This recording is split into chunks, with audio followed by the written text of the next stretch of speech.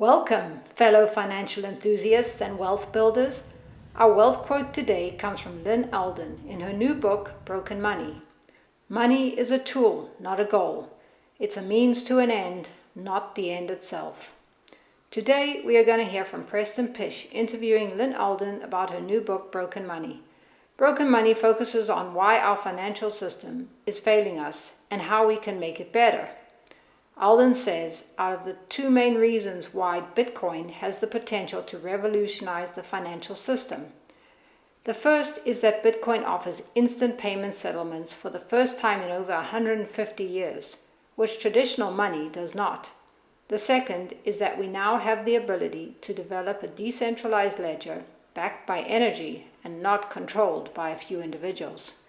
Alden discusses why Bitcoin is currently needed more by countries like Egypt, whose currencies are unstable and highly inflationary. However, when we understand the financial system better and the impact that money printing has on wealth, we all need Bitcoin. Let's listen to what Alden has to say. You write in your book, and I'm just going to read this quote here. It's not an accident that it took approximately a century and a half after transactions were enabled to occur at the speed of light for bearer asset settlement to also occur at the speed of light. If I were to describe in one paragraph why money has been broken around the world for so long while almost everything else has improved substantially, and you list energy abundance, technology abundance, and so forth, it's due to this gap between transaction and settlement speeds that the telecommunication era created. Any comments on that summarization of, because really you're saying in that paragraph, this is what this is all about in the future is exactly that. Yeah, as I would say, during the century and a half where that gap existed, the problem is that the only way to fulfill the gap is basically centralization. You have gold that doesn't move quickly. You have transactions that can move quickly.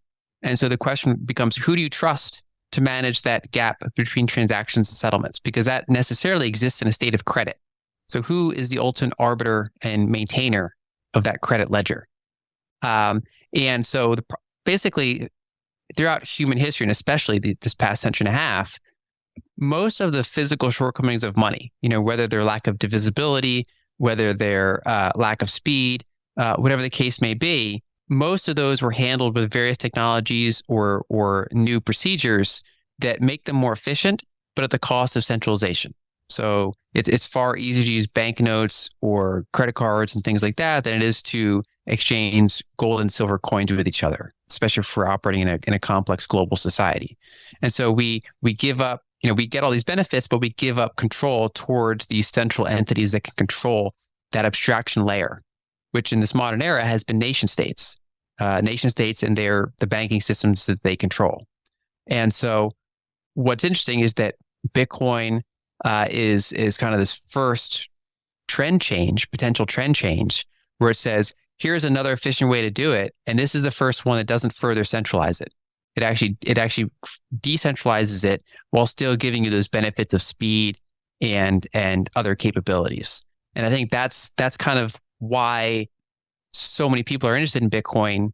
From an outside perspective, if you're in the United States or Europe and your money works well enough, you're not worried about getting cut off from your bank, and you buy your groceries every week and it's not a problem.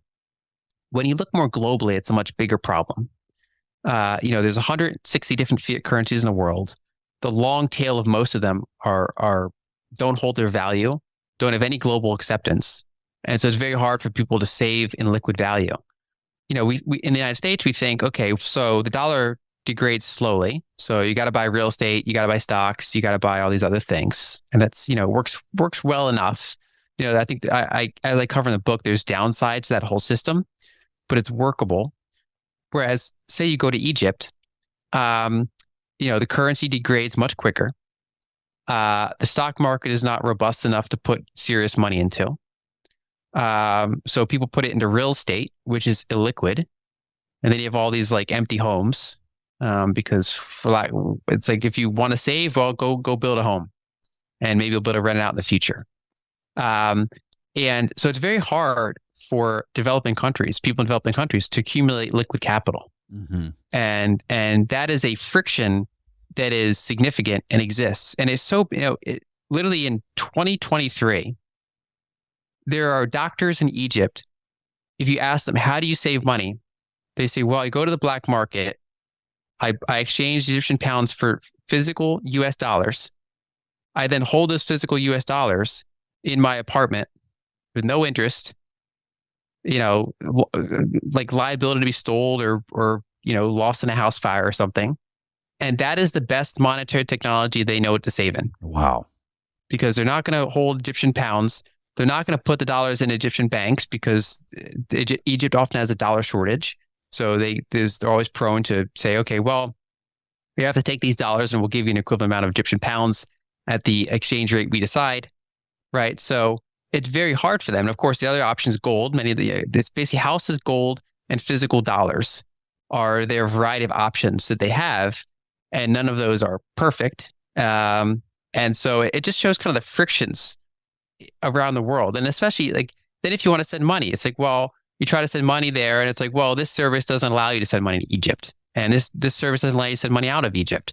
So you have to find you try a second way. And that doesn't work either. So you find a third way and that one works, right? So there's frictions both in terms of saving money and in terms of transacting money globally that, 100 plus countries, billions of people in the world encounter that is kind of abstracted away from us in the United States and Europe and Japan. And we have our own problems with money, but on a global scale, the problems are much bigger. And it's in large part because of this gap between transactions and settlements. And therefore, in order to rely on a solid unit of account, you need to rely on some sort of central entity, which in the modern era is really the Federal Reserve. I hope you enjoyed this small section of this great interview. The full interview link is below. Ironically, in an earlier video attached above, Pysh explains why many people in third world countries are not interested in Bitcoin. He says it's because most are struggling to make ends meet and don't have the discretionary income to invest in Bitcoin, and it's still volatile. Pysh says that Bitcoin makes more sense for net producers and people with discretionary income. However, it would be wise for all to find a way to acquire Bitcoin. Like Alden says, most Western countries like the US, Canada, and Europe have more stable banking systems.